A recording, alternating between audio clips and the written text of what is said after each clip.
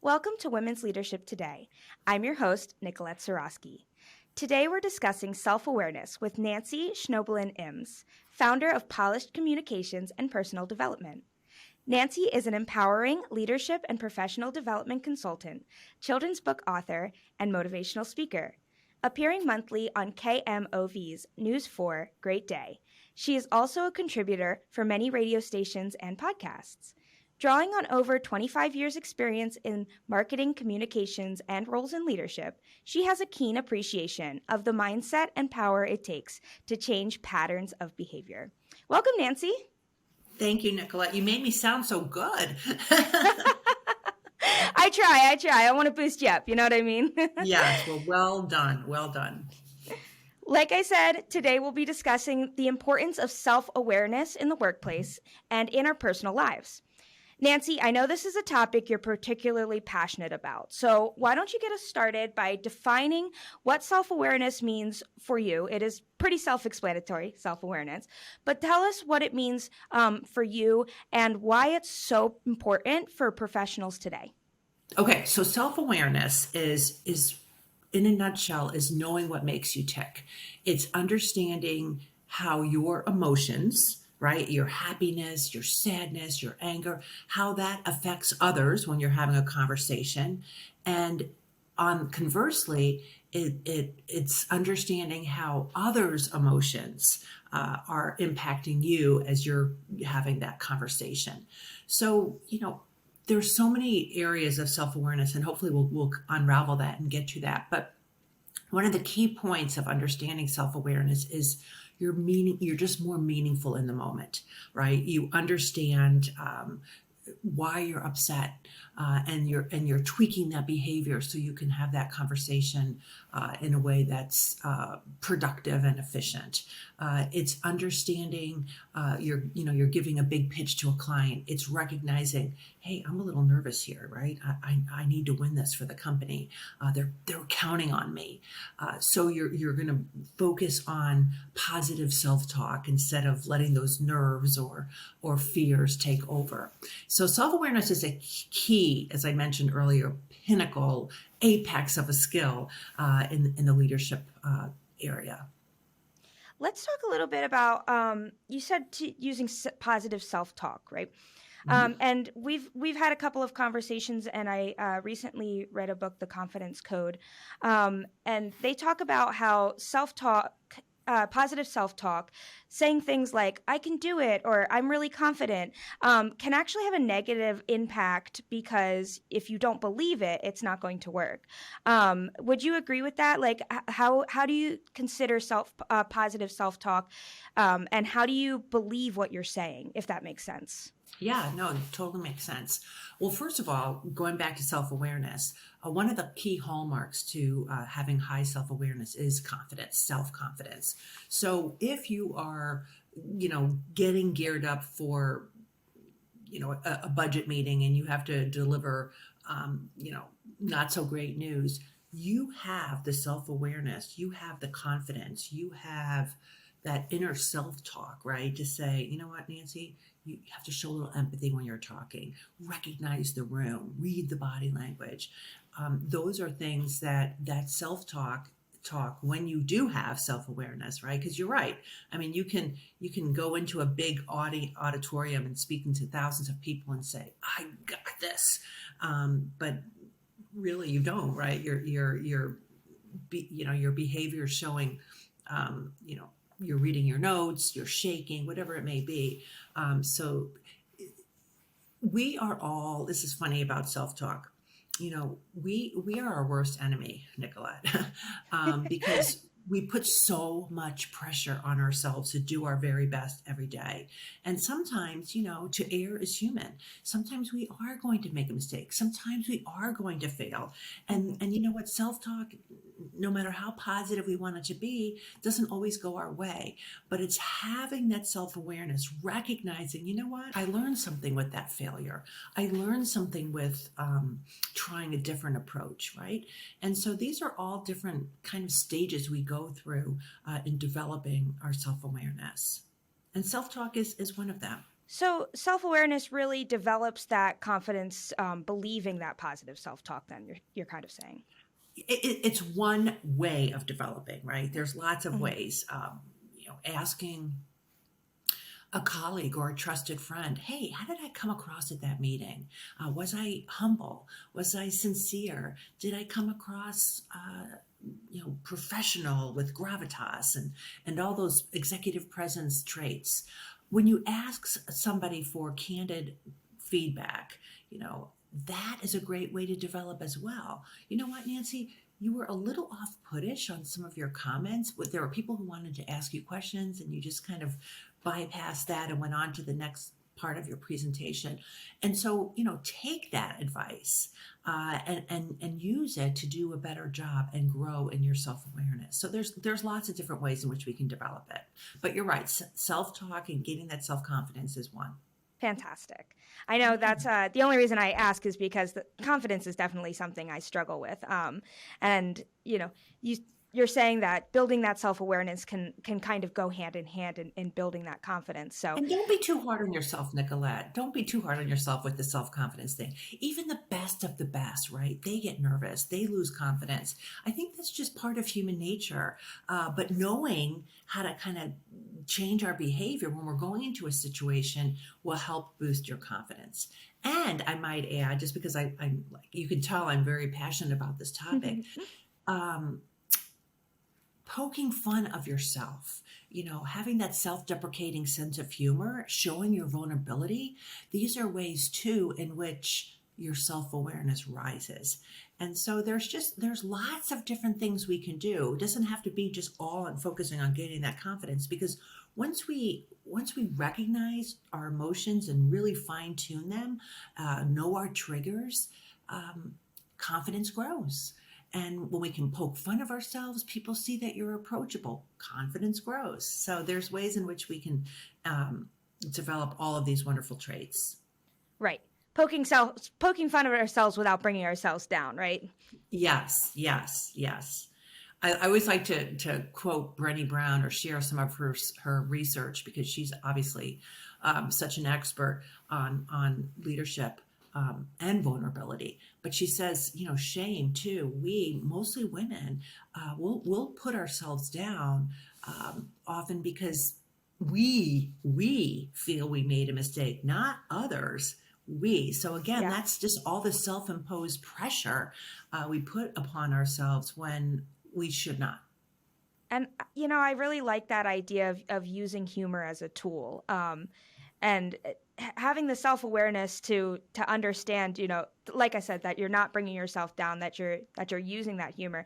I don't think that gets talked about quite enough. Using humor as a tool. A lot of us have a very developed sense of humor, right, and are afraid to use it because we don't want to be viewed in a certain way. Do you agree? We have to use humor appropriately, right? Because we have to be very sensitive about the topic and stuff. But when you can say, hey, you know what, Nancy, um, you know this stuff. Why are you tripping on your tongue? Poking at yourself. Um, it creates this more softness around you, this credibility, this level of, you know what, I like her. She's real. She's genuine. She's like not trying to be a phony baloney, if you will. Yeah. Um, and humor, we can't always take ourselves so seriously. We have to have it in the workplace. I mean, there's been oodles of studies, quite frankly, that says when you have fun at work, when you can combine that level of productivity, but share a little lightheartedness, then productivity goes up even more. So, and again, that's another level of self awareness is to know when you should be funny and or self deprecating, and when it's not appropriate. And you had said that self awareness kind of falls under the umbrella of emotional intelligence, which is Yes. something we've been talking about recently. Mhm. So, emotional intelligence is considered a soft skill along with self awareness. Um, Yes. so, and there's kind of a discussion as to soft skills versus, I guess you would call them hard or technical skills, right? Why are soft skills becoming so important for professionals today in the workspace? I'm going to be thoughtful about answering this question because they've always been important. Right. But you're right. The focus right now is being honed in on somebody who has that great communication skills, that is a team player. And by the way, when you have great self awareness, you are a team player, right? You know your strengths, you know your weaknesses. You reach out to those who are stronger in an area where you aren't, and again, you build that collaborative front. But soft skills, and again, I'm gonna quote a study here. Harvard, Stanford research and Carnegie Mellon Foundation did this joint study, and what they found in talking to I'm, thousands of people. I don't have the number in my brain right now, but what they found was 85%, and they looked at their careers over a span of time, and 85% of those with excellent soft skills were more successful and happier in their careers versus the 15% who were successful but just relied on their technical, or like you said, their hard skills. Wow, that's a big number. Yeah, that's a big number. And let's be clear, right? We need our hard skills. We need our technical Yeah. abilities. If you're in the medical field, or you're in the engineering field, or you're in the communications field, we need to know our stuff, right? But to be able to do it in a way that's engaging, approachable, uh, team environment, being able to work as a team.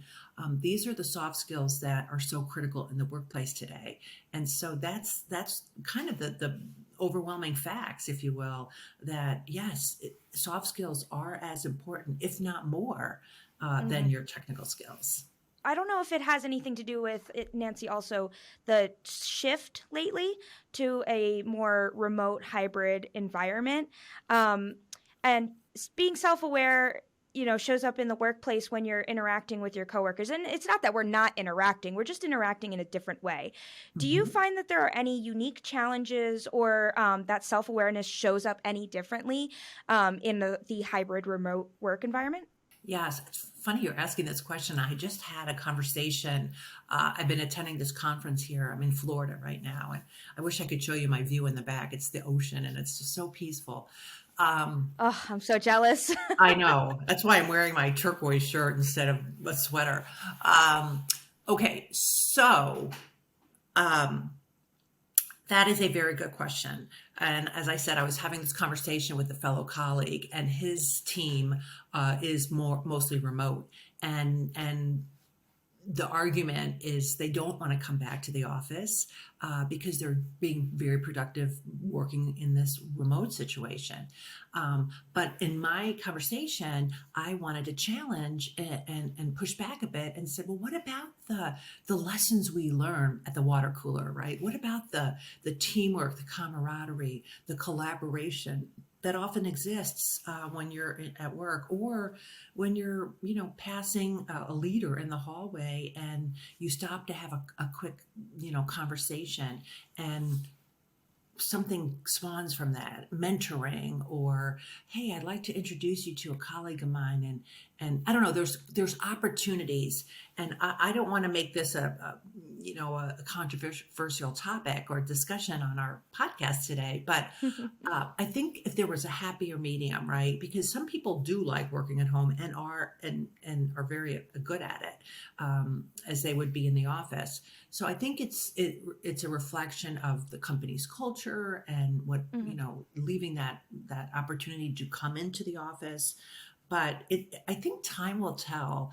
We're still in that finding stage of, is this good for morale, company culture, by not having them in the office? Are we able to raise the stature of our emerging leaders by not having them in the office? Um, it's tricky. I don't know. We'll see. So Nancy, when you're coaching, what signs do you see that would suggest that someone needs to work on their self-awareness in particular?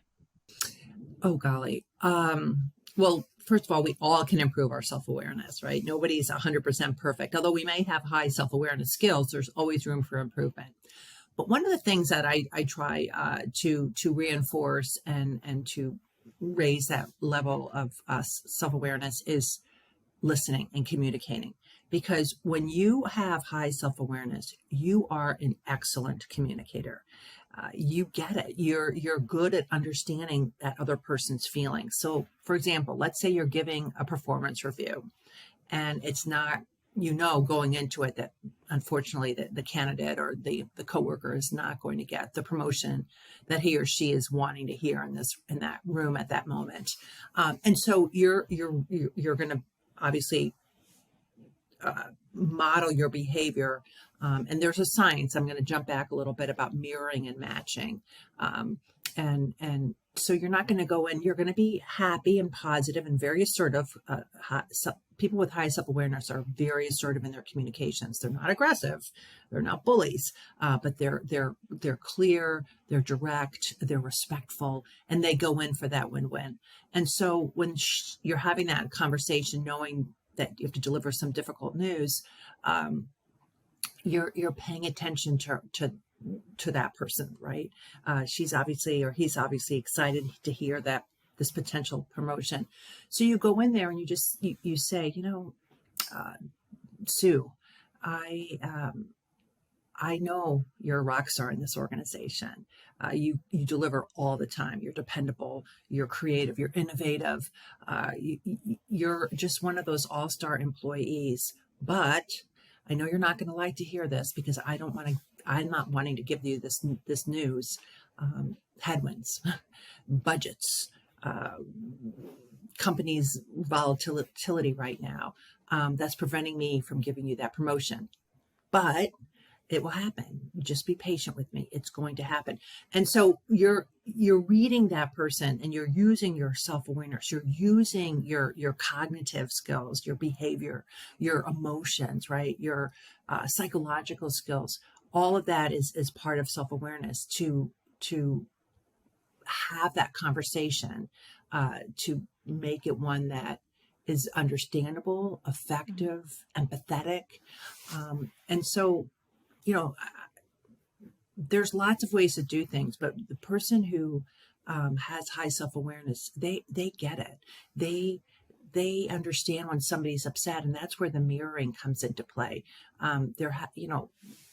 Or let's just talk about a personality style too. This may be a better example. Let's say the person with whom I'm talking to is very analytical. Give me the facts and just the facts. I don't want emotions. I don't want office gossip. I don't want anything flowery. Just the data, the metrics. Give me the facts. And so knowing that this person has that left brain personality, I'm not going to go in there, as this cheerleader and full of just chit chat, when I know that they like to communicate in a way that it's just clear and cut to the chase. And so mirroring their personality is self-awareness, right? It's saying, you know what, I respect his work or her work, and I get it. And so hence I'm going to communicate in a style that is comfortable for him or her. Same way with somebody who's emotional. Somebody is very emotional, and you're just going to tweak your behavior, right? You're going to mirror that again. Hi, Judy, great to see you. Maybe a pat on the back, calling them by their first name, having that little chit chat in the beginning. They maybe not want the details and all that, all the stats and data that the left brain person would want. They want more high level stuff, big picture. And so when you're showing self-awareness, you have to take into a lot of skills, right? It's not just, oh, I'm confident, or I have this deprecating sense of humor. No, you have to be cognitive and think through things in a way that's going to be efficient and effective for that level of conversation. And it's interesting. It sounds like, and correct me if I'm wrong, by kind of um, looking inward and developing this self awareness, you're getting that better connection with the people around you. So it kind of sounds like if you're evaluating how you're doing with your own self-awareness, it's a good idea to kind of look at those outward relationships and see how you're connecting with other people. Is that correct? Bingo. Yes. Period. The end. You did it. Yay. You passed the, Yay. yeah. No, it's having that realistic self-assessment of yourself. Hmm. There's lots of ways that we were talking earlier about how do you develop your self-awareness. Well, you can take a personality assessment. There's oodles of them online, from Myers-Briggs to DISC to what color is your parachute. Was around when I was in the emerging leaders department or space at that time, but still around. And there's just so many different tests that you could take that will help guide you. Like, gosh, I didn't know that I was very matter of fact, and I didn't like, to have these long-winded conversations. I thought I was a pretty outgoing person, right? Or, hey, I didn't realize that maybe my empathy isn't as strong as I thought it was. And so you learn things about yourself, and that will help you improve those gaps, right? To help become better in your self-awareness. And that's fun too, taking those quiz. I know. Yes and no, but I tend to be, again, nobody likes criticism, right? We always want to Mhm. hear the great news, but when it's done in a constructive, positive way, it's always great because then you can learn from that. But I always get worried when I take the test. Like, wait a minute, I've done this 100 times, and you just want to know that your self-awareness is true to what you're thinking. I'm a big fan of an event you ran with us, right? Called How to Say No and Get Win-Win Results. Saying Mhm. no is something I personally struggle with a lot. I'm a yes girl, right? Every time somebody asks me, yes, yes, yes, yes, yes, until I'm drowning in my own yeses, right?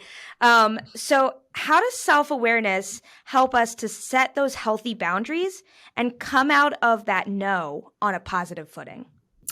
That's an important skill, and to your point, Nicolette, I am a nice, almost too nice. I don't know how to say no, but you have to be mindful, because if you keep saying yes when you really want to say no, things, your stress level rises, or you're not doing the things that you really want to do, right? Or what's your goals are being set back. So when you have good self-awareness, when you're able to have a conversation that does not have to be difficult, right? Like, sometimes when we say no, we're afraid that this person's, we're going to offend them, or maybe they won't ask us again, or there's lots of different reasons that go in our mind. Hmm. But when you have good self-awareness, you can say it in a way, and this is, again, with high self-awareness, you have great communication skills. You can say no in a positive way that gives you that win-win. So, for example, this has happened to me recently, where I love what I do, and I have such great experiences with so many different talented professionals, especially women. And I was asked to come to speak at one of the conferences for a trade organization, and it was over the weekend, and over a weekend, I should say. And I had committed and made a promise, because life goes by so fast, that I'm busy all during the week. Sometimes my husband, my grandchildren, my kids, I don't get to see them as often. So I made a commitment that for the year, I'm really going to take a seat back and not say yes to all these opportunities or these projects. And so when I received the email, it was so hard for me to say no, because we have a great relationship, and I want her to ask me again. But I was honest. Honest is good. And so I emailed her, and I explained, I said, I made this commitment this year that I was going to focus on family on the weekends. And so, unfortunately, I'm unable to speak at your event. Thank you. Thank you for thinking of me, but please consider me for next year. And so that was my positive um, thing to say. Like, I can't do it this year, but maybe next year if you're looking for somebody. So it wasn't like, no, I can't do it, thank you very much, but I gave something that she gets it. Who doesn't want to spend time with their family, right? She couldn't say no to that. But at the same time, it gave me a feeling of commitment that I made to my family, and yet a positive spin. I appreciated it. The ask, I would love to do it again next year. So if another time. So if if you have an opportunity to ask me again, count me in. So, being humble, being honest, being vulnerable, right? Like we were talking about, this is all ways when we say no that it does develop our self-awareness. It gains that level of confidence that when you say it in the respectful win-win way, magic still continues to happen. Nancy, this has been a fantastic conversation. Unfortunately, we are out of time. Thank you for joining us today. Do you have any final thoughts or tips for our listeners on developing that strong sense of self-awareness before we head off today? Well, thank you, Nikolette, for the opportunity. I love to empower women and help them succeed because we as women have to do that, right? Because it's true. We have to be able to support each other, and there's so many benefits that come from that. But just remember, self-awareness, it's critical. It's one of the top skills one could possess in leadership. It takes time. So don't beat yourself up. But when you're in a situation, know your triggers. Know if somebody's over talking all the time in a meeting and that bothers you, don't let that show in your body language. Know when you understand that person's emotions and how it impacts you, right? You're on your way to developing your self-awareness.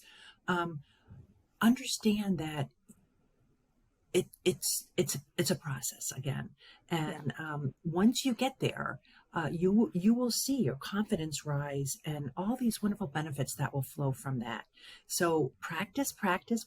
Don't be afraid to ask for feedback from a friend or a coworker, and don't be too hard on yourself. But remember, when you possess high self-awareness, you're on the way to some great opportunities in your career. I'm confident about that. So thank you, Nikolette, for the opportunity again. And I look forward to some more opportunities to chat on soft skill topics. And thank you, Nancy. This is, like I said, this has been a really enlightening conversation, and one that I take to heart because, like I said, I'm very emotional. So having that high self-awareness, knowing what's appropriate in the workplace, when to bring in those emotions, when to be authentic, that's all really stuff that's really important to me. And I'm sure really important to a lot of our listeners as well. But that is all the time we have for today, unfortunately. We release 2 episodes every month. You're not going to want to miss a single one.